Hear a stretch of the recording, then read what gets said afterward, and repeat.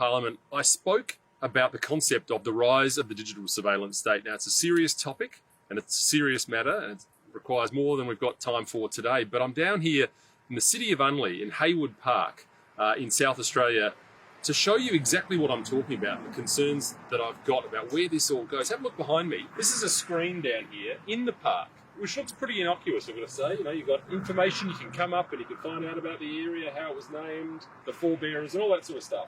Park's features, tells you a little bit about what's in it. It's all fine. Events, what's coming up, you know, like Christmas carols, that sort of thing, no problem. But have a look at this. This little area here, Smart City. Now, this is the thing that I'm most concerned about. Not necessarily this, but what this infrastructure is going to do in terms of where it goes and the information that's being gathered about us when we're just going about our daily lives and how it'll be used in the future. Have a look at this. Let's take one straight off the top. Barbecue usage.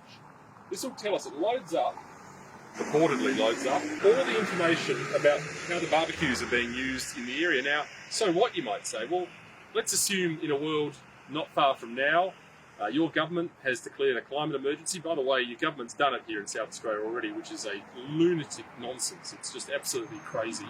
But we enjoyed the Clipsal 500 with all the diesel fumes as well, by the way, so bring that in. But let's go back to the park. Have a look at this. It tells you when the barbecues have been used over the last month. Now, imagine you're in a climate lockdown. You're told no one can barbecue meat because you're saving the planet. And you come down here to use one of the barbecues, works out who's down here, works out someone's using the barbecue, and the police come down to shut down your barbecue. Problem number one. Let's have a look at some of the others. Amenities monitoring here as it loads up. You've got toilet usage per day. We don't need to know that. Now, you might say that's because we need to know when to clean them. Let's come out and clean them. We don't need to know who's going in there and using the can. Simple as that. Back. EV charger usage. So it's electric vehicles for the knuckle draggers like me amongst us. Tells you how many, not many by the way, because no one drives them, but in any event, how many times they've been used over the last month or so. How about this one? People counting. You want to take a deep dive into your dystopian future under the digital surveillance state, it's right here. This little board here tells you how many times people have come through the park. Essentially, it tells you how many unconnected Wi-Fi devices there are in. So that would be everyone's phone. This is telling you how many people are in the park at the moment. So once again, imagine a lockdown scenario, another emergency, another COVID outbreak or monkeypox or, you know, whatever you like, you name it, we'll make it up. 6 devices in this park at the moment. That's down 50% for normal. Your local government, your state government, your federal government might want it to be none. And this will tell you, these sensors up in this light, the Wi-Fi connections, they're all interlocked. There will be facial recognition cameras in there.